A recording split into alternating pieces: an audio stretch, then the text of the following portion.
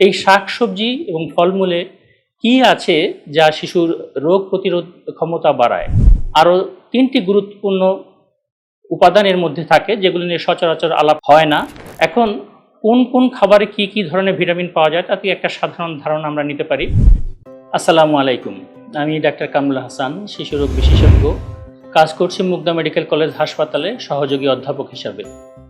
আজ আমি শিশু স্বাস্থ্যে পুষ্টি বিষয়ে একটু কথা বলবো, একটি গুরুত্বপূর্ণ বিষয়, যে শাকসবজি এবং ফলমূলে শিশু স্বাস্থ্যে তার ভূমিকা কী।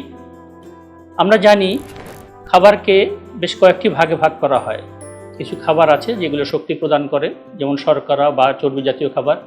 কিছু খাবার আছে যেগুলো শরীরের দেহ গঠন এবং ক্ষয়পূরণ করতে সহযোগিতা করে, যেমন আমিষ বা প্রোটিন জাতীয় খাবার। আর কিছু খাবার আছে যেগুলো শিশুর রোগ প্রতিরোধে সহায়তা করে। এই রোগ প্রতিরোধে সহায়তা করে যেসব খাবারগুলো আছে তার মধ্যে প্রধানত শাক সবজি এবং ফলমূল, এই খাবারগুলো। এই শাক সবজি এবং ফলমূলে কি আছে যা শিশুর রোগ প্রতিরোধ ক্ষমতা বাড়ায়?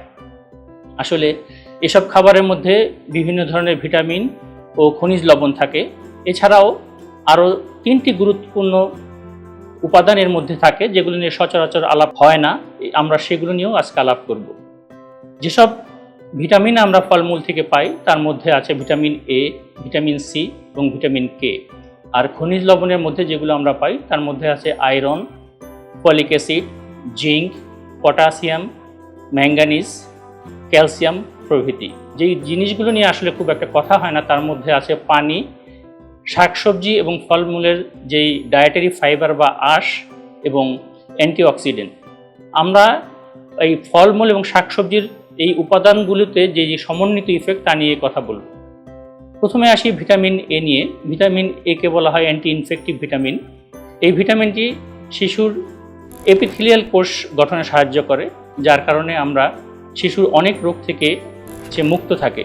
ভিটামিন এর অভাব হলে আমরা জানি রাতকানা রোগ হয়, এ থেকে অন্ধত্ব হতে পারে। সুতরাং ভিটামিন এ যুক্ত খাবার যদি আমরা তাকে দিই, শিশু বিভিন্ন রোগের আক্রমণ থেকে মুক্ত থাকবে এবং চোখের স্বাস্থ্য তার ভালো থাকবে।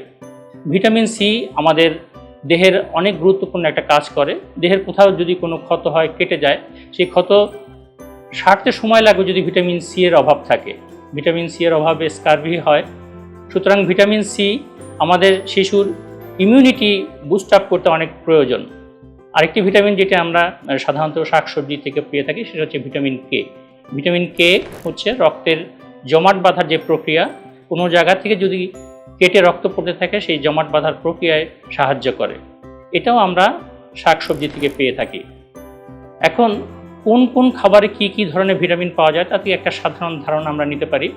সাধারণত গাঢ় শাকসবজি, গাঢ় রঙের শাকসবজি, হলুদ বা কমলা রঙের যে শাকসবজিগুলো আছে এর মধ্যে ভিটামিন এ পাওয়া যায়। যেমন আমরা যদি গাজরের কথা ধরি, আমরা যদি পাকা পেঁপের কথা বলি, মিষ্টি কুমড়ার কথা বলি, বা শাকের মধ্যে লাল শাক, পালং শাক, পুঁই শাক, এর মধ্যে ভিটামিন এ যথেষ্ট পরিমাণে আছে।